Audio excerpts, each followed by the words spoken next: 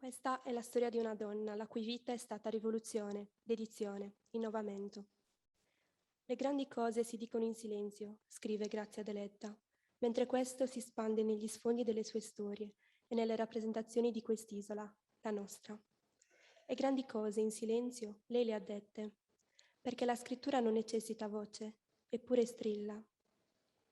Non a caso la parola solitudine, in tutte le sue varianti, è uno dei termini più frequenti nella produzione deleddiana.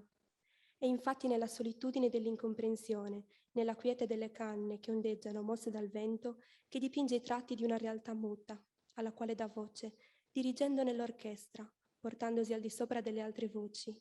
Non le sovrasta, ma innalza quell'eufonia. Si distacca dal groviglio di imposizioni che il mondo e l'isola le hanno cucito addosso. Ogni sua riga vuole liberarsi dai dogmi morali della società nella quale è nata, dalla quale desidera emanciparsi, allontanarsi, fuggire.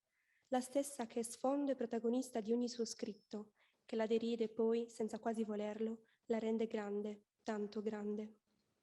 Questa grandezza sta nella sua capacità di saper riscoprire o portare alla luce per la prima volta la narrazione, intesa come ritratto di vita che, se non raccontata, cade nell'oblio.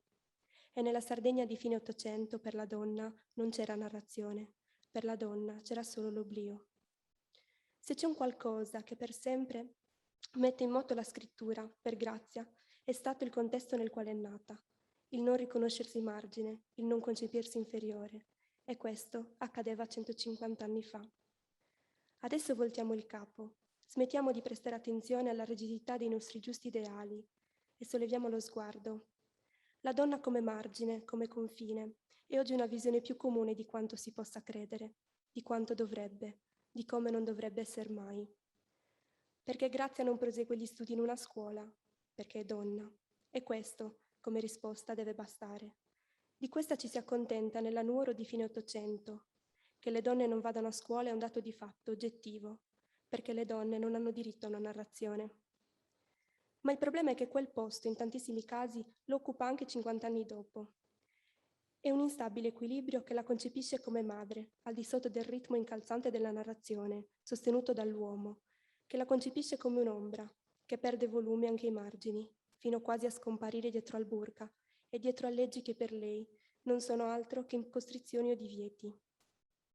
Grazia Deledda si è spogliata dal velo della debolezza, ha rivendicato la sua autonomia, ha espresso il suo disagio, tramutandolo in agio, a discapito di quella società che non la riconosceva come essere vivo, ma come donna.